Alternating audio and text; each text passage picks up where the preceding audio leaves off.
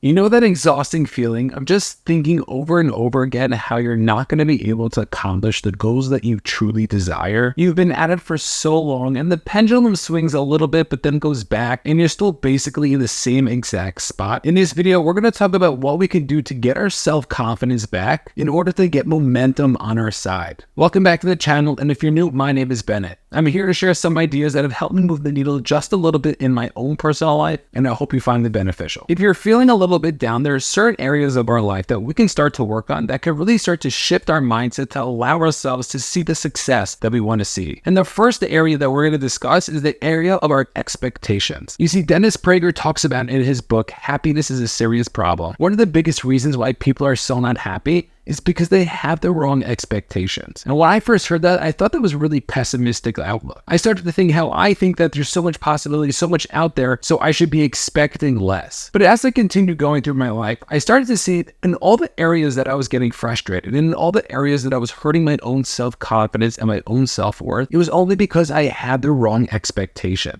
Let me give you an example. There was one time my wife and I went out on a date and we hired a babysitter. And most babysitters in our area charge between $12 and $15 an hour. When we got back from our date, my wife was speaking to the babysitter and she said that she charged $27 an hour. And because we went out for a little bit over 2 hours, we paid her $55. And I know that might not sound like a big deal, but my expectation was somewhere between 25 and 30. And because of that, I got so annoyed because how is it possible that this person is charging so much more than everybody else? But if you think about it, it was just my expectation that was off. If my expectation was that she was going to be charging $27 or even $30, I would not have been upset about what was happening. If we could start to change our perspective just a little bit and have the proper expectation, that could be something that could change so much with our own self-confidence. Because we rely our self-confidence on the external and other things that are happening in our life, we have to realize that if we could start to shift the outside, then the inside can start to shift as well. And the first area of expectation that we need to be shifting is how difficult things are in order to achieve them.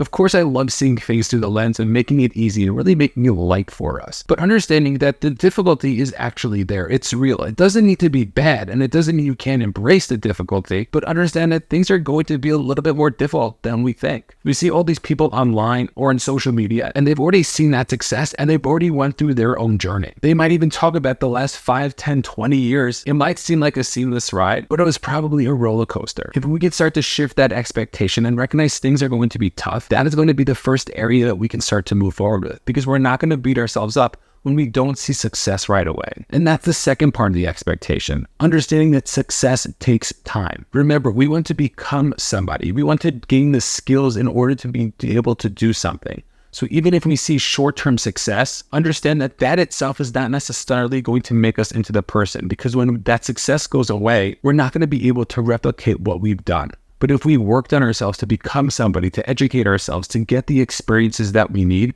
that's going to shift within ourselves and allow us to build our own self-confidence. So regardless of what's happening on the outside, we can still present ourselves and still be able to take on what is in front of us. And it's why I ask people, what expectations in your own personal life are just off? And what is it that we need to start to shift in order to make sure that we're not going to beat ourselves up because we're not being realistic with what it really takes? The next area is pretty practical. You see, when it comes to self-confidence, a lot of times we want to be shooting for the stars. We want to be doing so much. But what we have to realize is that we need to start small. I know so many times in my own life, I got so excited and I kept thinking about steps 5, 6, and 7. And if we could just take things back just a little bit and look to start to see what the next small step is, that's going to be the thing that could change it all. For me personally, I know when I was on a walk one time and I was listening to Jim Rohn talk about the small disciplines that we need to be taking. And that was the first time that this idea and these concepts have really shifted in me. And it was only one time that it happened. We have to realize that in order for big things to happen, we have to start small and start to make those changes one at a time. For so many of us, it's so hard to be patient, but it's really trusting in that process to allow ourselves to move forward and to take the action that we want. That being said, if you have gotten any benefit from this video so far, feel free to subscribe down below. The next area is the big one, but it's so easy, especially nowadays. And it's how we need to stop comparing ourselves to other people. You see, one of the easiest ways to kill your own self-esteem is to look at everybody else and see what they have. But the thing is, we don't see what they don't have. We don't see the things that they're lacking. And naturally, we're either going to want to be like them or have what they have. But if we can start to look inwards and see what it is that we have,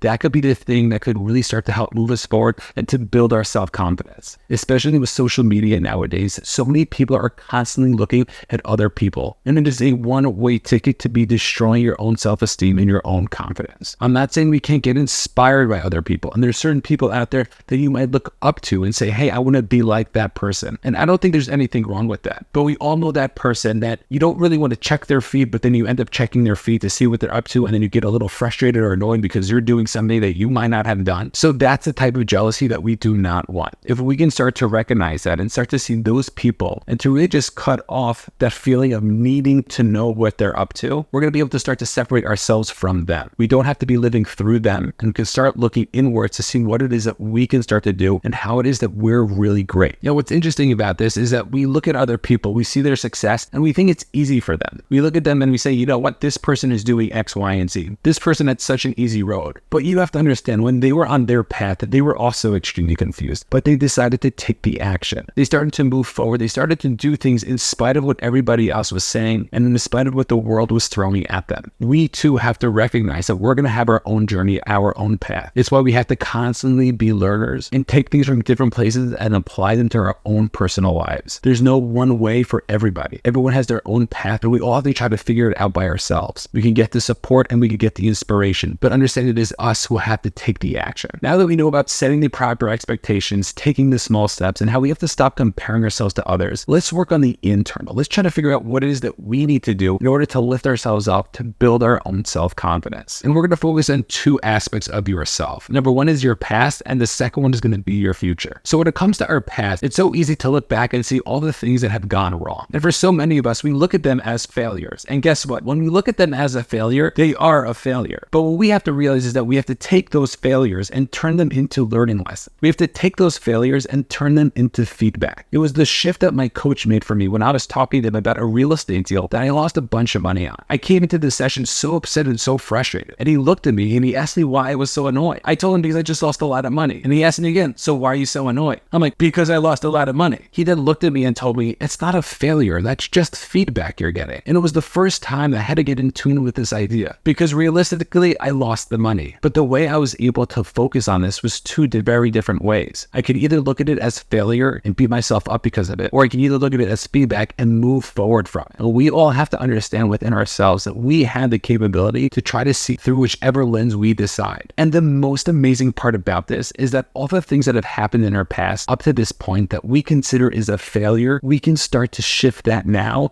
to make it into the feedback that we need to move forward. You can go back to your 10-year-old, your 15-year-old self and look to apologize to that person and to say, what is the lesson that I could take from that I could start to learn from now? And you might say to yourself, but Bennett, the last 15, 20 years, I really messed up. I really didn't have any control of what was going on. And the truth is, you're right, but that's not going to help us move forward. We have to understand for ourselves that if you want to take advantage of your life moving forward, and that's what we're focusing on, we have to be able to understand what it is that is behind us. You see the people who are so successful and they look at their past as not baggage, but as inspiration, as a way to grow in order to become the person that they are today. We have to use that as fuel for our own engines to allow ourselves to propel forward and to see the success that we want. You have the choice to look at it as a failure or feedback, and depending on which way you do it, your life is probably going to turn out very different. What's also very interesting about our past is that we tend to focus on all the negative things. And one of the exercises that I like doing with people is to show them that you can start focusing on the positive aspects of your past. And if we can start to build up this story about ourselves, of who it is that we are, based on the things that we've been going through, that could be something that could really help us build ourselves up. You see, for many of us, we have great things that have happened. Maybe it's not hundreds of things, but we could probably make a nice list of things that we're really proud of that we've done. They could be big things or they could be small things.